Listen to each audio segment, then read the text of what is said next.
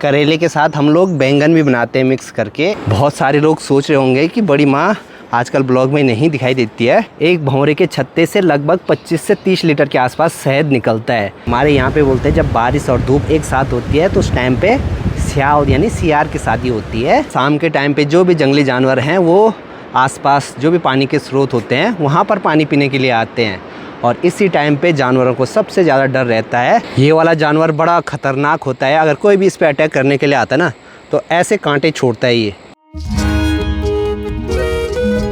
सुबह के 8 बजे आज के दिन की शुरुआत भी हो गई है और सुबह सुबह हाथ पे देखो भाई एकदम गर्मा गर्म चाय आ गई। नीचे अखरोट के पेड़ पे बहुत सारे पक्षी चहचहा रहे हैं सुबह सुबह।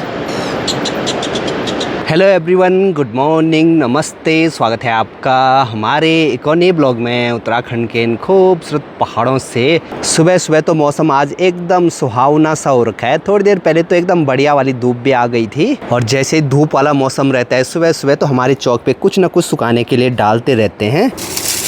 ये है छेमी राजमा की फलियां, जो कि इनकी बेलें कुछ ऐसी होती हैं। रिंगाल के डंडे लगाए हैं सपोर्ट के लिए। घर में आजकल कभी कभी बंदर लंगूर ये भी आ रहे हैं और डब्बू भी चले गया आज सुबह सुबह ताऊ जी के साथ ऊपर रांसी वाले घर में। बीच बीच में एक चक्कर यहाँ पुराने वाले घर पे लगाना होगा क्योंकि यहाँ आसपास पे हमने साग सब्जी लगाई है। यहाँ पे देखो भाई ततैया आ रखी हैं खूब सारी। ये भी छत्ता बनाती हैं, बड़ी खतरनाक होती हैं ये। इस बार एक चीज़ मैं देख रहा हूँ, जब से सावन का महीना शुरू हुआ है तो हमारे यहाँ पे उतनी बारिश नहीं हुई है। इसमें डर भी लगता है थोड़ा बहुत क्योंकि अभी बारिश नहीं है, लेकिन जब बारिश होगी तो उस टाइम पे भयंकर ही बारिश होगी।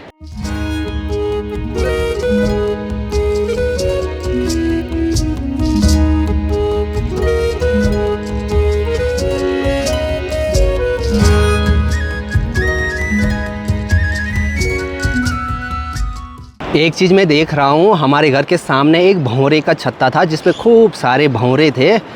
वहाँ से आज पूरे भंवरे गायब हो रखे हैं। मतलब छत्ता तो है लेकिन भंवरे गायब हो रखे हैं। कल हम गांव से आगे गए थे, वहाँ पे भी एक चट्टान पे 2 भंवरे के छत्ते थे तो वहाँ से भी सारे भंवरे गायब हो रखे हैं। तो हो सकता है ये कोई टाइम होता होगा जब भंवरे कहीं दूसरी जगह चले जाते हैं। मतलब 1-2 दिन के अंतर्गत ही दोनों छत्ते खाली दिखे मुझे। भंवरे का जो शहद होता है वो बहुत पौष्टिक गुणों से भरपूर होता है। ये मान के चलो आप, एक भंवरे के छत्ते से लगभग 25 से 30 लीटर के आसपास शहद निकलता है।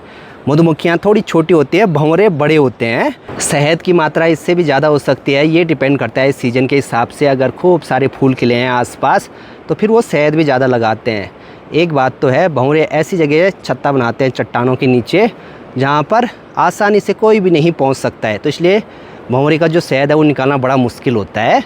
जिस फ़ोन से मैं ये ब्लॉग बनाता हूँ इसमें भी अभी थोड़ा बहुत प्रॉब्लम आने लग गई। ये देखो जैसे अभी 0.6 पे है, ये 1x है, ये 3x और जैसे मैं 10x पे शिफ्ट होता हूँ ये, तो अभी तो इसने थोड़ा सही से काम किया, नहीं तो ये 10x में अच्छे से काम नहीं कर रहा है किसी टाइम। और नदी देखो एकदम अभी मटमैली आने लग गई। तो इसका रीज़न है ऊपर पहाड़ों में ज़ोरदार बारिश होती है। आजकल की एक अच्छी बात यह है कि ये सोलर लाइट रात भर जलती रहती है। नहीं तो बारिश वाले मौसम में ऐसा होता था कि ये बैटरी चार्ज नहीं होती थी अच्छे से। 9-10 बजे के आसपास रात को लाइट बंद हो जाती थी। यहाँ छत में कल ब्लीचिंग पाउडर डाला था तो चलो अच्छी बात है, फिसलन सारी समाप्त हो जाएगी। सामने देखो क्या प्यारा सा घुघुती पक्षी है। अब जो ये घुघुती पक्षी है जैसे खेतों में धान पकने के लिए होता है तो फिर ये घर के आसपास ज़्यादा दिखती है। पिछले साल तक तो हमने इस वाली सार में धान बोया रहता था, लेकिन इस बार हमने यहाँ पे धान नहीं बो रखा है अपने खेतों में। अब चुनाव की ये स्याही देखते हैं भाई कब तक हाथ पे रहती है। अच्छी बात यह है कि ऊपर भाभी लोगों का डॉगी अभी हमारे यहाँ पे आ रखा है। पहले ये मेरे को देख के बहुत डरता था, अब धीरे धीरे मेरे से खेलने लग गया। तो इसका भी एक नाम रखेंगे। वैसे काले रंग का है तो मैं सोच रहा हूँ इसका नाम कालू रखेंगे। ठीक है कालू, आज से नया नाम कालू। ओके। डब्बू की तो माया ही अलग है। जब तक वो एक चक्कर यहाँ से ऊपर गाँव में ना जाए पता नहीं चैन नहीं मिलता उसको। अब बिल्ली के पीछे भाग गया। कालू भाग गया हमारी बिल्ली के पीछे। जानवर भी देखो ना कितने समझदार होते हैं। दोनों अलग अलग हैं कुत्ता बिल्ली, लेकिन फिर भी आपस में कितना सामंजस्य बना लेते हैं। दोनों एक ही घर में रहते हैं बड़े प्यार से। इससे एक सीख मिलती है, परफेक्ट लाइफ किसी को भी नहीं मिलती है।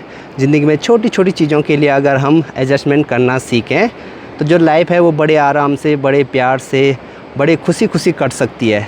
अक्सर होता है, छोटी छोटी चीज़ों के लिए परिवार में झगड़ा हो जाता है। बिल्कुल छोटी छोटी चीज़ें रहती है, बड़ा बवंडर बन जाता है उनसे। सामने से देखो भाई, आसमान भी पूरा पैक होने लग गया बादलों से। प्रणाम। हाँ, ये मैं लाना से वही अब ज़्यादा लेगी। अब दादाजी को आज पता लगा कि मैं यहाँ वाले घर में भी सीढ़ियों से गिरा, तो अभी हाल चाल पूछ रहे हैं। ये बाबू तब जो भी बने अम्मी सोने दम यार शरीर वांद।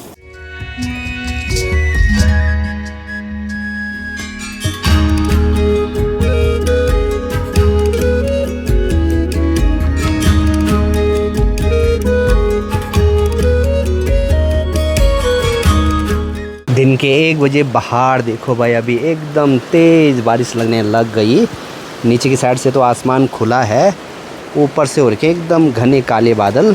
अभी के मौसम को देख के तो नहीं लग रहा था कि बारिश आएगी। अचानक से धूप बारिश एक साथ हो रही है, तो अभी हो सकता है हमें सामने वाले पहाड़ों पे इंद्रधनुष भी देखने को मिल सकता है। जब भी ऐसा मौसम रहता है तो इंद्रधनुष बनता ही बनता है। हमारे यहाँ पे बोलते हैं जब बारिश और धूप एक साथ होती है तो उस टाइम पे स्याल यानी सियार की शादी होती है।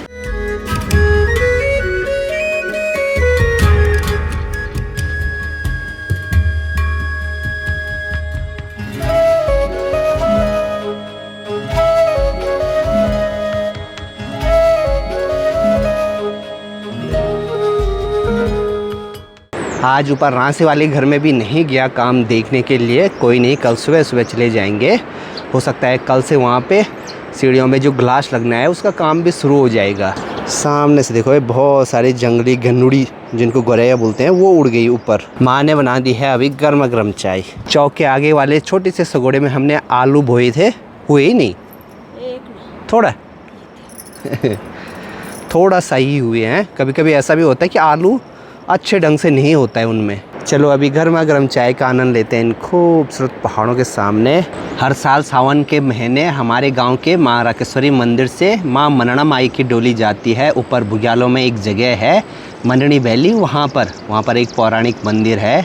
मैं मननी वैली में जब भी गया हमेशा सावन के महीने गया। तो इस बार हम लोग सोच रहे हैं सावन के बाद जब धूप पड़नी स्टार्ट हो जाएगी, मौसम थोड़ा सही रहेगा, तो इस बार उस टाइम पे जाएंगे। और उस टाइम पे चारों तरफ खूब सारे फूल भी खिले रहते हैं। माँ ने देखो अभी यहाँ पे रात की सब्जी भी काटनी शुरू कर दी। ये हैं करेले। यहाँ चौक के आगे इन कनस्तरों में हमने बैगन की डालियाँ भी लगाई हैं, तो 1-2 बैगन निकालते हैं। करेले के साथ हम लोग बैंगन भी बनाते हैं मिक्स करके, एकदम सूखी सब्जी अच्छी भी होती है। किचन से बाहर आओ, सब्जी निकालो, काटो, अंदर पे बनाओ। दूर जाने की कोई ज़रूरत नहीं है। ये है उस चीज़ का फ़ायदा जब अपने पास खूब जगह हो। मेरे पास है एक गौशाला का डब्बा, इस पे दूध निकालते हैं। माँ को एक बार खेतों में जाना है कुछ काम से। पापा जी यहाँ खेतों की साइड आए हैं। ये छोटा जो ये बाली है इसको चराने के लिए। मुझे अभी ये डिब्बा गौशाला में रखना है, और साथ में गौशाला में देखो अभी धुआं भी नहीं लग रखा है, तो धुआं भी लगाना है।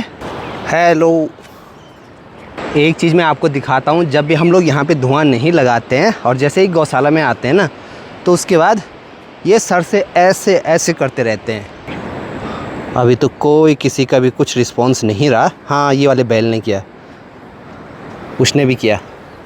पास जाऊँगा तो फिर कर लेंगे, क्या पता। क्या क्या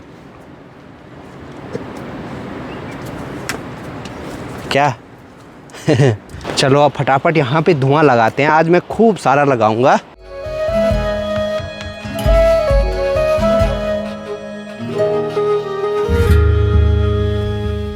अब तो यहाँ पर देखो इतना धुआं लगा दिया मैंने, सारे कीट भाग जाएंगे। सुबह मैंने आपको बताया था कि इस बार हमने खेतों में धान नहीं बोया है। हमारे यहाँ पे खेतों को 2 हिस्सों में बांटते हैं। एक साल ऊपर की सार में बोते हैं धान, जैसे पिछले साल यहाँ से ऊपर इस वाली जगह बोया था पूरा धान।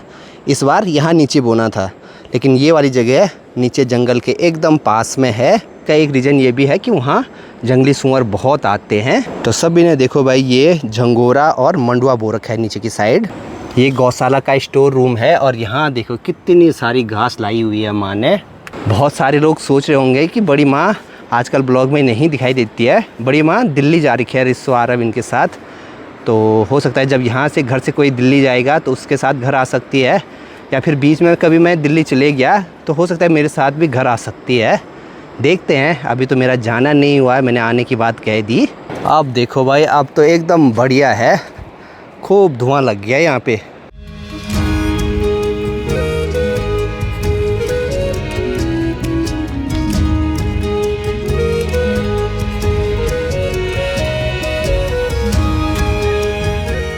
अक्सर क्या होता है कि शाम के टाइम पे जो भी जंगली जानवर हैं वो आसपास जो भी पानी के स्रोत होते हैं वहाँ पर पानी पीने के लिए आते हैं, और इसी टाइम पे जानवरों को सबसे ज़्यादा डर रहता है जो भी बाघ तेंदुआ होता है उससे।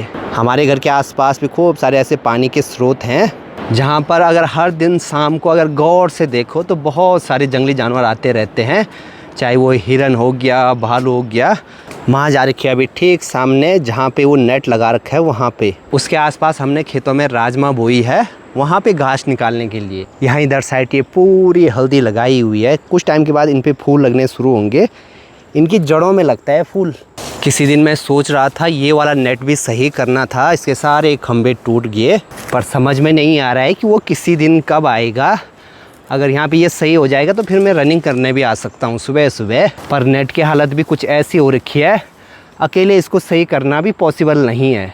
इस बार हमारी राजमा की खेती देखो भाई, बिल्कुल भी सही नहीं हो रखी है, बेलें एकदम मड़ियल सी हो रखी हैं। पिछले साल जब हमने इस वाली सार में धान बोया था तो हमने यहाँ पे एक प्लास्टिक वाला घर बनाया था जहाँ पे हम खूब शोर शराबा करने आते थे रात को, ताकि जो जंगली सूअर है वो खेतों के आसपास ना आए। यहाँ इस दीवार के ऊपर भी देखो भाई ये कांटे रखे हैं ताकि यहाँ से सूअर जंप करके हमारे इस राजमा वाले खेत में न जाए। माँ देखो भाई यहाँ खेतों के बीच दिखाई भी नहीं दे रही है। वो ये बार लग रहा तो वो यहाँ के नींद। हाँ, मुझे लगता है अब जो ये खंभे मैंने लगाए हैं यहाँ पे ये भी सड़ने वाले होंगे, मजबूत तो लग रहे हैं अभी भी। बीच वाला ये एक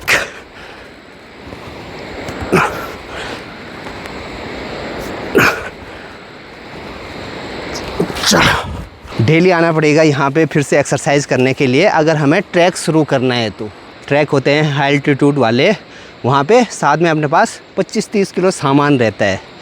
वैसे तो ऐसे रनिंग करने की ज़रूरत नहीं पड़ती, लेकिन उतनी ऊपर ऊंचाई पे जाना है तो वहाँ के लिए तो थोड़ा बहुत फिटनेस चाहिए होती है। यहाँ देखो भाई इस नेट पे मुझे क्या चीज़ मिल गई, ये हैं पोर्क्यूपाइन के कांटे। भाई खूब सारे आ रखे हैं यहाँ पे। ये वाला जानवर बड़ा ख़तरनाक होता है, अगर कोई भी इस पे अटैक करने के लिए आता है ना तो ऐसे कांटे छोड़ता है, ये बड़ा ख़तरनाक होता है। एक लड़के पे हमला भी किया था, हमारे गांव का है, तो उसको सीधे हॉस्पिटल लेकर जाना पड़ा क्योंकि ये शरीर में चुभ जाते हैं, और ये आता है रात को अक्सर खेतों में नुकसान करने के लिए। तो यहाँ पे नेट है तो यहाँ से इधर नहीं आया होगा, तो इसलिए सारे कांटे यहीं पे छूट रखे हैं। शाम के टाइम पे देखो भाई नीचे की साइड से क्या गजब की लालिमा बनी हुई है। ऐसी लालिमा आसमान में अक्सर सर्दियों के टाइम पे दिखती है।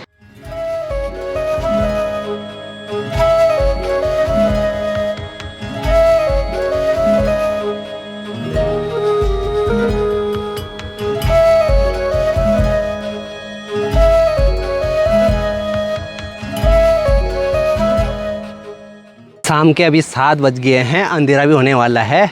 सामने भैरवनाथ के मल्ले में चलते हैं अभी दिया लगाने के लिए। यहाँ आसपास सांपों का डर भी रहता है, तो इसलिए मैंने ये टॉर्च रखी है एक फोकस वाली।